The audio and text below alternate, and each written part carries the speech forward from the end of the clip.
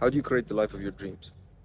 So in the previous video, we discussed how you can actually start to dissolve limiting beliefs, beliefs that don't serve you, because they end up running your behaviors unconsciously.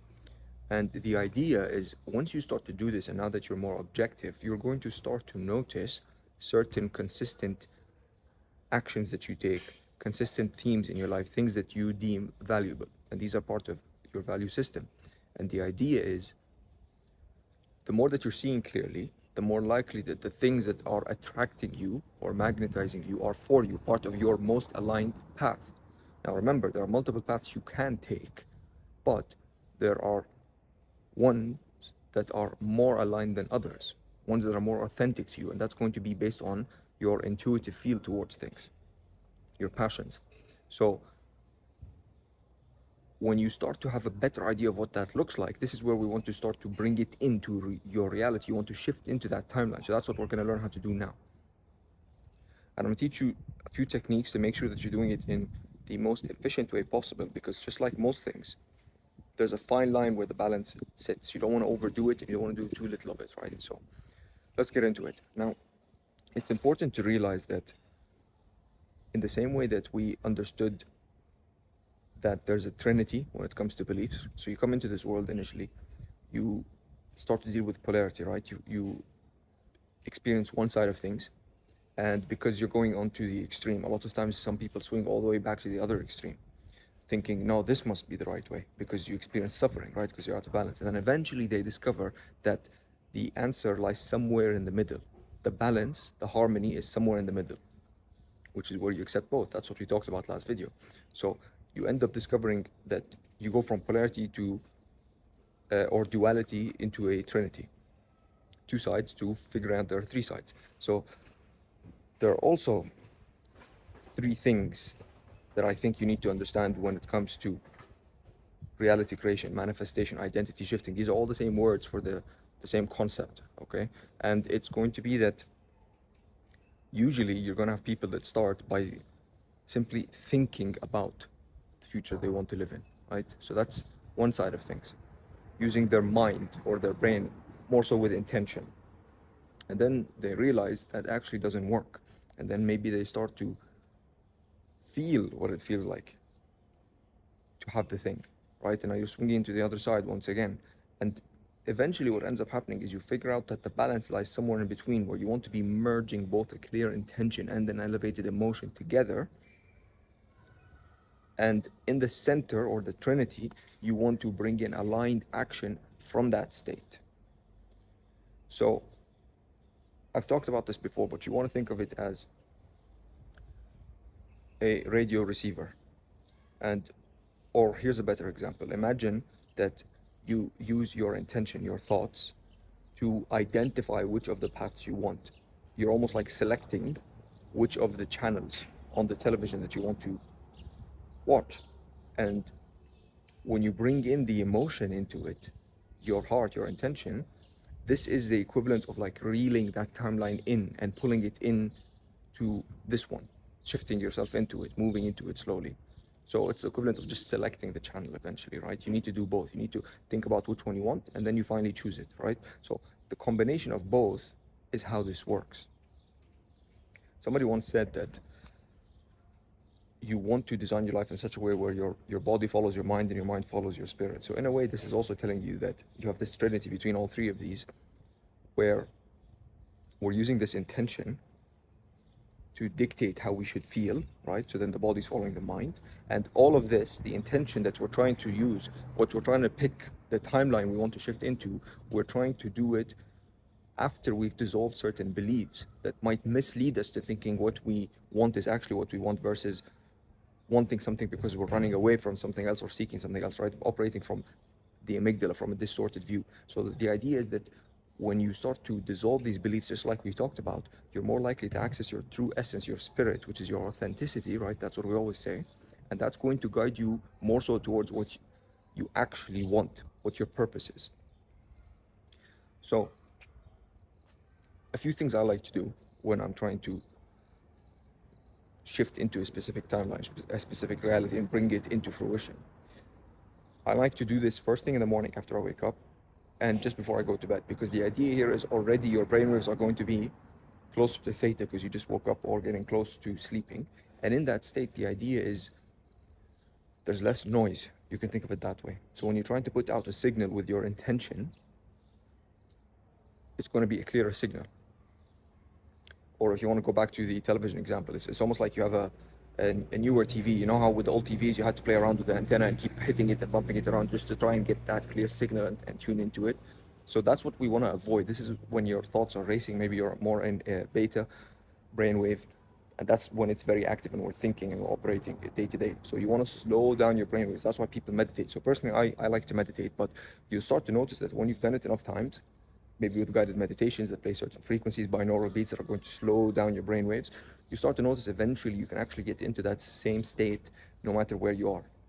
And it becomes natural and effortless. You don't need to specifically go into meditation. But I advise you to try to do this short meditation, 10 to 15 minutes in the morning, and then just before you go to bed. It's going to be easier. So in the beginning, because we're still developing the skill and the habit, you want to set yourself up to win, right? So there's less friction when you're already in bed, getting ready to bed. So you can do it just while lying down. That's how I do it. And during this meditation, it could be a guided one if you want to, but the way that I do it is I'm going through envisioning the person that has the things that I want. So we're thinking from the end, okay, from the end product. And I'm trying to use detail in my imagination, and it could be in whatever form that suits you. If you're more of a visual person, you can imagine how you look, how you speak, how you think.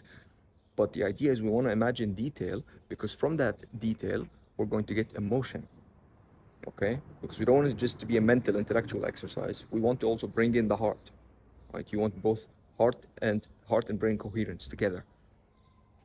So something I like to do is imagine certain people that are close to you, loved ones, family members, friends, whatever it is, almost congratulating you on the thing that you want. Because what that's going to do is it should start to elicit the feeling of gratitude. And gratitude is an amazing emotion that we can use to bring up, because it suggests receivership, right? You feel grateful because you've received something. So that's automatically going to put you in the state of the end. That's what we want. So generally, the whole idea is we're not trying to seek something, because if that's your intention, then you're still creating separation between you and the thing. The idea is we want to collapse the separation by assuming that you already have it. So we're jumping all the way to the end. And we do that with emotion, with gratitude, because it's receivership, okay? So however you want to do this, the idea is make sure that you're feeling grateful for already being the person that has these things. And you don't even need to take it any further than that. You don't need to think about the process, all of the details, the steps in between. Jump to the end. Imagine yourself as the person in detail, the person that has these things. And the phrase I like to use is you want to think feelingly, okay? Again, we need both in coherence and alignment. And the more you do this, slowly over time, because you're starting to build new connections in your brain. So the more you do this, the easier it becomes to tap into that state and that feeling. It'll come up quicker. And you'll start to notice that when you get really good and it becomes very familiar in a way, you're going to stop wanting whatever it is you were thinking about, because you're fully convinced that you're actually that person that has it. And that's what we want to get to, okay? We want to get to that state where you believe so much, because remember, the brain doesn't know the difference between what's real and what's imagined. It's that objective.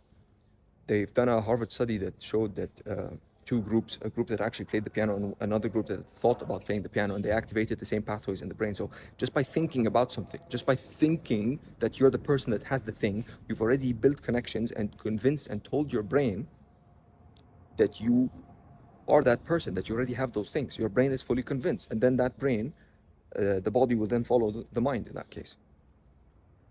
And this is where they talk about detachment, sorry. So the idea is if you're truly that person that has these things, you don't romanticize them anymore. It's normal. You're just the person that has them. You don't think about it, right? In the same way that you wake up in the morning and you don't have to motivate yourself to go brush your teeth, and you don't congratulate yourself eventually, right, on I brushed my teeth today, because the idea is it's become so automatic. It's who you are. You wake up, you do it. That's it. Done. You don't negotiate anymore, right? So that's the idea that we're trying to get to. It's once you become the person that has it, that's it. Okay? And eventually it just becomes your new baseline. And it becomes harder to not be that person. And that's where eventually reality will start to catch up. There's this time delay. So you will almost feel like you've had it for so long before you actually get it reflected back in reality. And that's when you almost like you wouldn't even care if it happens or not, because realistically, just by thinking about having the thing, you've already experienced the feeling, the emotion on the other side of the thing, because you start to realize that all the time. Whenever you're thinking about wanting something, you're really seeking the feeling it's going to give you on the other side of having it. So just by doing this exercise, I've already given that to you. So it's natural to actually feel less desire for whatever it is you want. And then paradoxically, that's when the thing actually happens, because you just don't want it anymore. You just have it, right?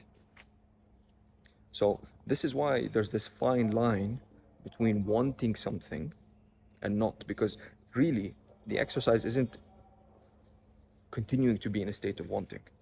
It's about recognizing, number one, like we said, we dissolve certain beliefs that cloud our judgment. Once we understand more of what our authentic, aligned path looks like, our purpose, our passion, then we pursue it by immediately designing the version of ourselves that have it. And then we jump to the end and we merge the thought with the feeling together. And what happens is, because you've stepped into that personality, that's the whole idea, right? You've stepped into that person, aligned action should follow. You should start to behave like that person in your life. So this is where the work continues on, not just in that small meditation. The meditation is almost like a primer, you can think, to get you into that state. And the idea is you should operate in your life now from that state of alignment. So all actions you take should be in congruence with that person you think you are. Otherwise, you've just meditated 50 minutes and completely stepped out and reverted back into who you were, which is fine at the beginning. But the idea is you want to practice and get better at this, because 12, 14 hours awake being the old personality is not going to do anything versus a 50-minute meditation, right?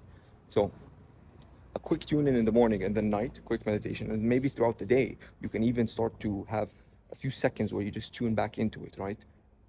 And the idea is you want this short, intense burst of focused energy towards it, and then we want to drop it.